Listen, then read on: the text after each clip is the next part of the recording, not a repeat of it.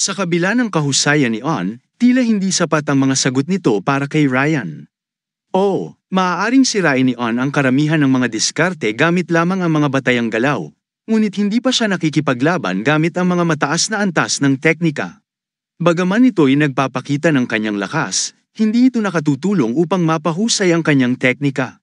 Naalala ni Ryan ang narinig niyang pagsasanay ng tagapagmana tuwing umaga sa labas ng Stockang Dragon Pavilion. Nagtanong siya sa sarili, minamaliit ba niya ang Mayor Uma Union? Wala na siyang pakialam kung sino pa ang nanunood sa kanyang mga kakayahan sa pakikipaglaban. Habang nasa ganitong mga pag-iisip, pumasok ang isang gwardya sa silid at inutusan siya ni Ryan na tawagin ang isang alipin upang maghanda ng isa pang tasa ng tsaa, at pagkatapos ay kuhanin ang mga dokumento ni Secretary Yun mula sa administrasyon. Binigyang diin niya na nais niyang makita ang orihinal na pagsusulit, hindi isang kopya. Natapos ang araw at sumapit ang susunod na sesyon ng pagsasanay sa umaga. Galit ang nakatatandang kapatid sa nakababata dahil mukha itong hindi nakatulog. Si Mo, isang kinatawan ng Mafia Society, ay sinabihan silang mabagal at dahil dito hindi nila siya maabutin, na lalo pang nagpagalit sa kanya.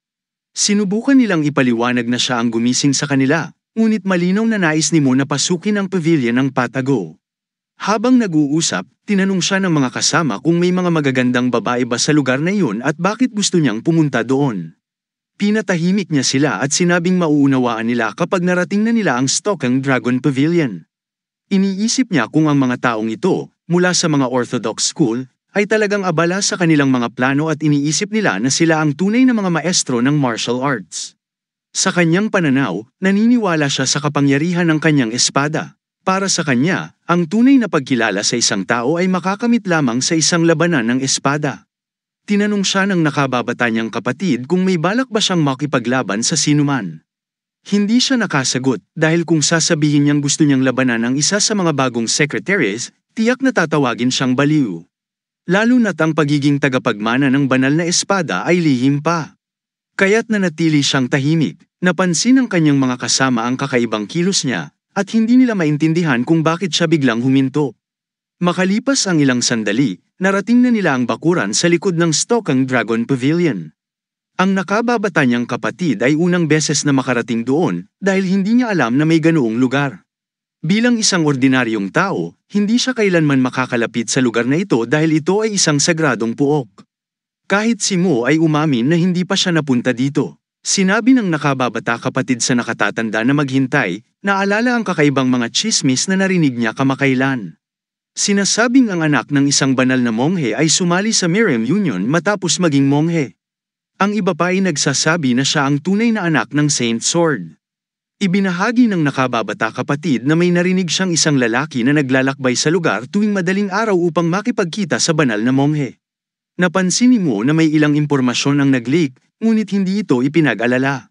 Para kay Mo, kung ang taong ito ay nag-ensayo sa pampublikong lugar sa Union, igagalang niya ito. Ngunit kabaliktaran ang nangyari, nagtatago ang taong ito, ipinapahayag ang kanyang nakaraan sa pamamagitan ng tsismis. Pagdating nila sa lugar kung saan nag-e-ensayo si On, wala siyang hawak na espada ngunit magaling niyang isinasagawa ang mga galaw. Nabigla ang nakababata kapatid at sinabing, "Wow, talagang may tao dito." Agad na sinaway siya ng nakatatanda at sinabing tumahimik. Patuloy nilang pinapanood si On, nag-aabang. Naniniwala ang nakatatandang kapatid na kung hindi sapat ang lakas ni On para maging tagapagmana ng banal na espada, tiyak na malalantad ang kahinaan nito. Tinapos niya ito ng sarili niyang kamay kung sakaling hindi sapat ang lakas ni On bilang tagapagmana ng banal na espada. Ito ang fencing, mabilis na sambit ng nakababatang kapatid habang pinapanood ang napakahusay na galaw ni On na labis niyang ikinamangha. Napansin din nila na hindi gumagamit ng puwersa si On, ang kanyang teknika ay tila malambot. Tinanong ni Mo ang nakababatang kapatid, "Naiintindihan mo ba kung ano ang nakikita mo?" Sumagot ang nakababatang kapatid, "Hindi ba't halata? Bukod pa rito, mabagal at tila simple lang." Inakala niyang baguhan si On. Ngunit ipinaliwanag ni Mo na kung ang pagtutok mo ay nakabase lamang sa kung ano ang nakikita, hindi ka kailanman gagaling. Kung sa laban, teknika lamang ang basehan, at hindi mo nauunawaan ang tunay na kahulugan nito, kahit gaano pa kaganda ang espada mo, iba ang magiging resulta. Hindi mo maiiwasan ang mga suntok o galaw, dagdag ni Mo. Ngunit, sinabi rin ni Mo na kapag nauunawaan mo ang kahulugan ng bawat galaw, ikaw ay magiging walang talo. Pinayuhan niya ang mga kasama na huwag umasa lamang sa kanilang mga mata, sapagkat ang pagiging tunay na maestro ng martial arts ay dumarating lamang kapag nagsimula kang maunawaan ang bawat kilos. Patuloy si Mo sa pagmamasid at napansin niya na bagamat malambot ang mga galaw ni On, hindi ito natitinag, tahimik at mabagal ngunit tuloy-tuloy, gaya ng malakas na agos ng ilog na hindi maaaring masukat sa loob ng isang araw o dalawa. Samantala, dinala na ang orihinal na form ng pagsusulit kay Ryan. Tila buong gabi ginugol ang paghahanap dito, sapagkat ginanap ang pagsusulit isang buwan na ang nakalilipas at nakatago ito sa ilalim ng iba pang mga dokumento. Nagbuhos si Ryan ng tsaa para pag-aralan ng mabuti ang form. Una niyang tiningnan kung magkapareho ang orihinal at kopya. Bagamat hindi siya isang dalubhasa sa kaligrapiya, nakita niyang nasa disenteng antas ang sulat kamay ni On, batay sa mga taon niyang karanasan sa pagbabasa ng mga aklat at pagsusulat. Maaari niyang sabihin ng may kumpiyansa na talagang nararapat si On na makuha ang pinakamataas na marka sa secretary exam na bahagyang ikinagulat ni Ryan. Ngunit hindi niya maintindihan kung bakit siya patuloy na pinanghihinaan ng loob ng masamang kutob. Lumabas siya upang magpahangin, iniisip na marahil ito ay dahil sa labis na trabaho.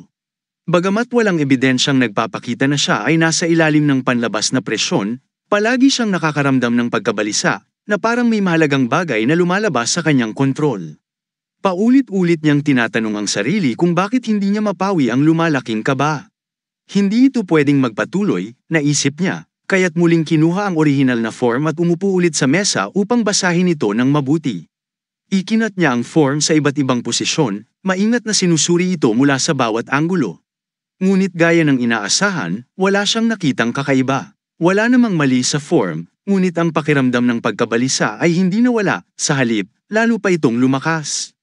Habang nauubos ang kanyang lakas, humigop siya ng tsaa upang subukang kumalma. Ngunit biglang napansin niya ang kakaibang bagay. Ibaba niya ang tasa ng mabilis na halos matapan ang laman nito. Naunawaan niya bigla, Diyos ko, isang bakas ng espada, sabay sambit niya ng malakas. Samantala, patuloy na nanunood ang magkapatid. Matagal silang nanatili at nag-uumaga na sa labas.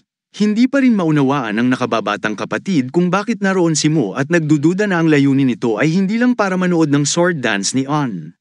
Napaisip ang nakababatang kapatid kung kailan babalik ang nakatatanda, ngunit sa mga sandaling yun, nagsimulang magulat siya sa reaksyon ni Mock. Napansin niyang nanginginig ito. Anong nangyari, kuya? Tanong ng nakababatang kapatid. Kumuyam lamang ang mga ngipin ni Mock at tumitig ng galit. Nagalit siya sa katotohanan kahit walang hawak na espada si On. Ramdam na ramdam ang tensyon sa bawat galaw nito, at tila kaya pa nitong hulaan ang susunod na kilos. Subalit, nauunawaan ni Mock na kung ang imahinasyong espada ni On ay itinutok sa kanya, hindi niya ito kayang harangin. Samantala, sa pagsusuri ni Ryan sa mga dokumento, napansin niya na hindi ang nilalaman ng unang pahina ang problema. Sa una, maayos at pantay-pantay ang sulat, ngunit habang papalapit sa huling pahina, nagiging mas pabaya at mas buhay ang mga linya. Hindi natagpuan ni Ryan ang bakas ng espada ng martial artist sa pagsusulat na ito, ngunit nanginginig ang kanyang mga kamay habang tinitingnan ang mga tala. Ito ay simpleng marka ng panulat lamang, ngunit ngayon malinaw na kung bakit siya nakakaramdam ng kaba habang binabasa ang form. Hindi siya tinantanan ng pakiramdam ng panganib, na parang may espada ng isang tao na nagmamasid mula sa hindi maabot na lugar. Unti-unti nilang nalutas ang misteryo, ngunit labis itong nagbigay sa kanila ng stress. Ang araw ay unti-unti nang sumisikat at ang mga ibon ay nagigising. Sa mga sandaling yun, malapit nang matapos ni On ang kanyang pagsasanay. Muling napagtanto niya kung gaano kabilis lumipas ang oras. Ipininid niya ang kanyang mga mata at nagtanong sa sarili, ano ang dapat kong gawin? Dahil sa pagsasanay, naisip ni On na naroon sina Master Mock at ang mga mandirigma ng Mafia Society. Ngayong tapos na ang kanyang pagsasanay, hindi niya alam kung paano kikilos.